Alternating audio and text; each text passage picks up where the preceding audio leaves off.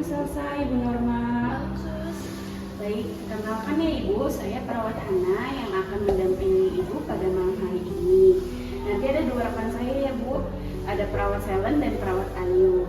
Nah, kedatangan saya ke sini ini untuk menjelaskan kondisi Ibu dan pilihan terapi yang suportif untuk Ibu pilih nantinya.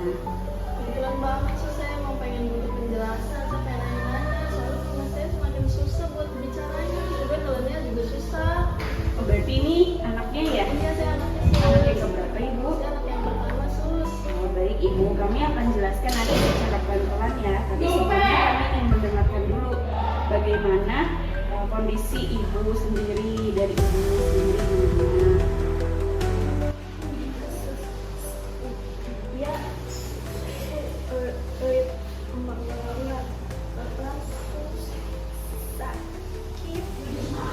Iya, tidak apa Ibu. Ibu bicara pelan juga nggak masalah. Kami mendengarkan. Kami tahu kondisi Ibu gimana sekarang, membuat otot bicara dan menelan juga menjadi melemah. Tapi ada beberapa cara yang bisa membuat Ibu tetap aman dan nyaman. Nanti ada perawat Selen dan perawat Ayu yang akan menjelaskan ya Ibu. Iya. Makasih ya sus penjelasannya. Baik Ibu, kalau begitu saya permisi dulu ya.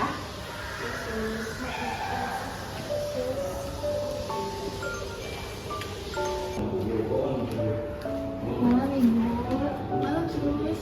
kenalkan saya Adi Gizi, Ayu Sofia. Gimana Bu keadaannya sekarang? Ya mama masih susah nelen sih, sama-sama mama juga masih terbata-bata, nggak jelas ngomong apa.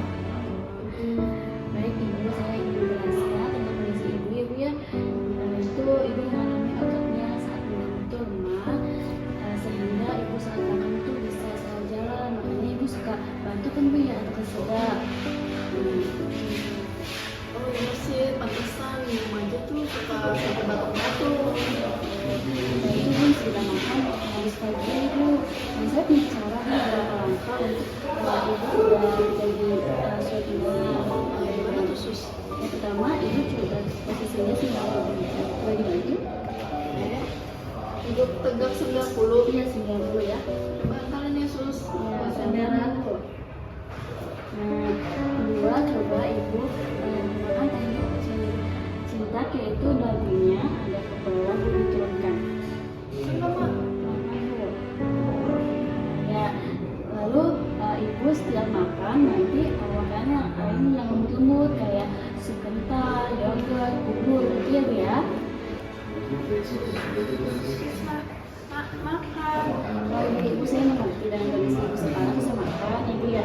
Nah Ibu apabila Ibu makan sulit nih Ibu saat makan, saya ada beberapa pertimbangan, yaitu melakukan pemasangan setelah makan gitu Bu. Sakit nggak tuh sus? Sakit sih Bu, mungkin agak kurang nyaman ya dalam awal-awalnya gitu Bu. Nah itu kondisinya tidak akan Ibu menjadi buruk, itu menjadi lebih baik. Ibu tetap mendapatkan nutrisi dan energi Bu. Baik Ibu, untuk kondisi Ibu ini tidak apa-apa ya Bu ya, nanti akan harus semakin pulih jika Ibu melakukan pemasangan. Nah Ibu mungkin awalnya sangat tidak nyaman, tapi tidak menyakiti Ibu kok Bu. Pemasangan itu itu balik lagi dengan keputusan Ibu gimana, atau tetap masak NGT atau dengan teknik tadi. Nanti saya diskusiin dulu deh sama keluarga ya sus ya. Baru nanti saya sampaikan ke suster. Baik Ibu, terima kasih. Saya permisi ya. Makasih ya sus penjelasannya. Sama-sama.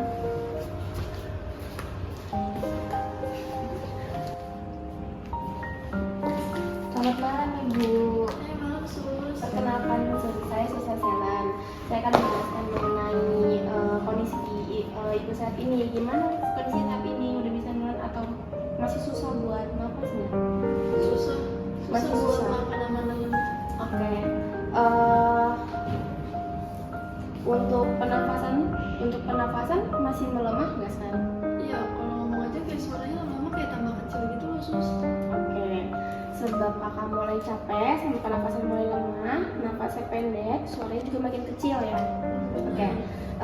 Kita punya teknik beberapa untuk membantu pernapasan biar lebih mudah sama untuk bisa buat dalam. Yang pertama mungkin bisa latihan teknik pernapasan dalam. Posisi duduknya harus tegak dulu, cuman buat posisi tegak kakak bisa untuk tegaknya nggak ibu? Capek nggak? Kalau posisi tegak sendiri bisa nggak kira-kira? Nggak bisa, oke, ya udah nggak apa-apa. Terus bantuan susah. Oke, nanti kalau misalkan buat teknik pernapasan dalam, kita coba tarik nafas lewat mulut, tahan di perutnya, hembuskan dalam 5 detik. Kita coba dulu ya, tarik nafas dari hidung, bisa, tahan 5 detik, hembuskan dari mulut. Oke, itu teknik pertama.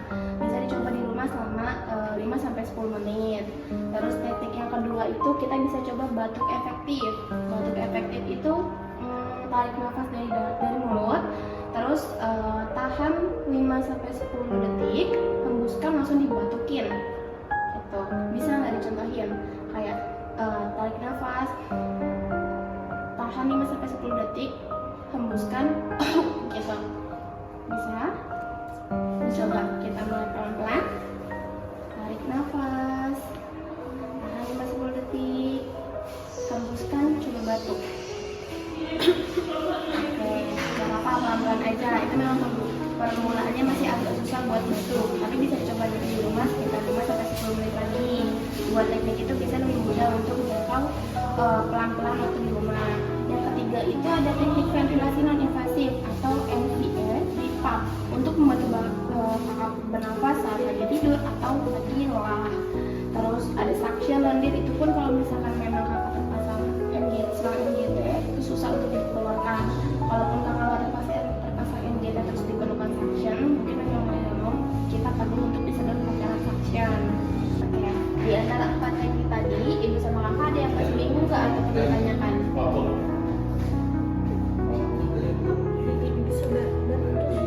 BiPAP itu bisa membantu. BiPAP membantu paru-paru bekerja lebih ringan biasanya.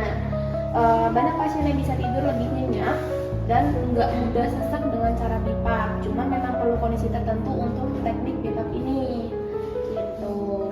Terus udah deh, saya mah yang terbaik aja gimana perawatan di rumah sakit ini. Boleh. Kalau gitu nanti kondisikan dulu aja sambil latihan di antara 4 teknik tadi ya.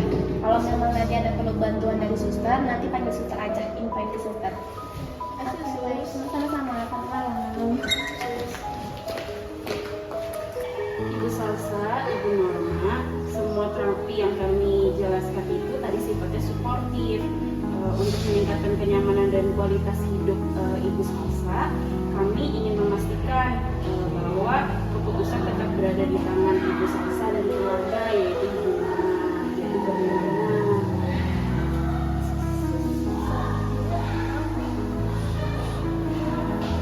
Iya, itu wajar Ibu. Banyak juga pasien yang sama seperti Ibu yang dengan kesulitan menelan, kesulitan berbicara. Tapi kami di sini selalu ada untuk Ibu dan memastikan keberadaan Ibu untuk tetap aman dan nyaman. Saya siap sus buat mendukung apapun yang menjadi keputusan suster. Baik, kalau dari Ibu Salsa dan Ibu Normanya bersedia, kami akan menyiapkan rencana perawatan yang pertama itu dengan dukungan nutrisi, yang kedua dukungan pernapasan yang Ibu Salsa, lalu ada fisioterapi, perawatan paliatif bila dibutuhkan, lalu ada konsultasi berkala untuk menilai perkembangan Ibu Salsa.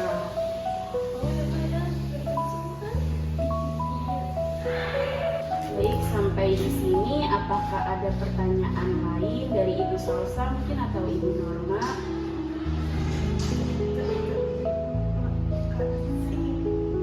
Kalau dari saya pribadi, saya udah nggak ada pertanyaan. Semua penjelasan dari suster saya sudah paham, sudah jelas, dan sudah diskusi yang ibu saya di sini. Terima kasih ya suster atas penjelasannya. Baik Ibu Norma, Ibu Salsa, kami selalu siap membantu di sini untuk kesembuhan ibunya. Baik, kalau sudah tidak ada yang ingin ditanyakan, terima kasih. Saya permisi terlebih dahulu. Nanti kalau ada juga apa-apa bisa hubungi saya.